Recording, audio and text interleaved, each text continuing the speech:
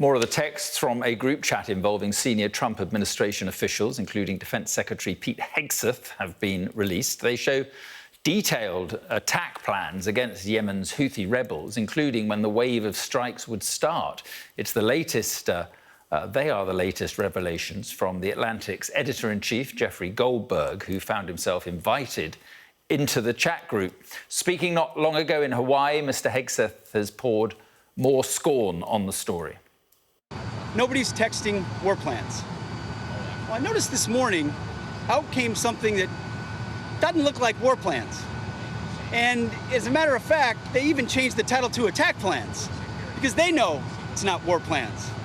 There's no units, no locations, no routes, no flight paths, no sources, no methods, no classified information. You know who sees war plans? I see them every single day. I looked at them this morning. I looked at attack plans this morning. My job, as it said atop of that, everybody's seen it now, team update, is to provide updates in real time. US correspondent David Blevins is at the White House. So, David, Pete Hegseth there appearing to maintain that all was fine. I mean, I guess it all comes down in the end to what amounts to war plans or attack plans.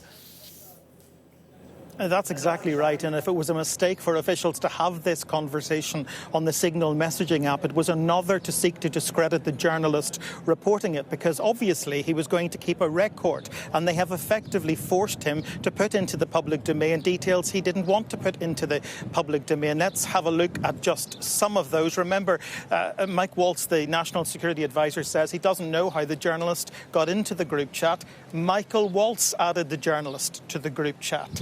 And in these newly released details, Hegseth gives details of the attack. Time now, he writes, 11:44 Eastern Time, weather is favourable, just confirmed with CENTCOM, that's the military's unified command in the Middle East. We are go for mission launch. He lays out the timeline. At 13:45, the F-18 first strike window starts. Discussing the target, he goes on, target terrorist is at his known location, so should be on time. Also, strike drones launch. The schedule continues, including that at 14:15, the first bombs will definitely drop. And Hegseth finishes with a reference to the operational security of the strike. We are currently clean on OPSEC, he wrote. So weather conditions, potential targets, the weapons used, the timing, it would be very difficult to argue that this is not classified information and that it does not put the lives of US pilots at risk if it falls into the wrong hands. But the White House continues to argue that it's not classified information. But on Capitol Hill, many members of Congress are calling for Pete Hegseth to resign.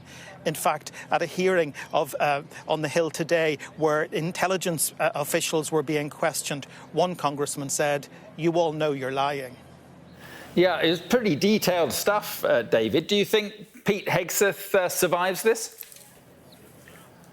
Well, in normal circumstances, someone's head would roll. But remember, we're not living in normal circumstances with this White House. And as we've heard within the last hour, Caroline Leavitt, the press secretary, said the president stands by his view that this was not classified information. So they're holding their ground right now. They're insisting no lives were put at risk. And they're saying it's now up to the public to decide.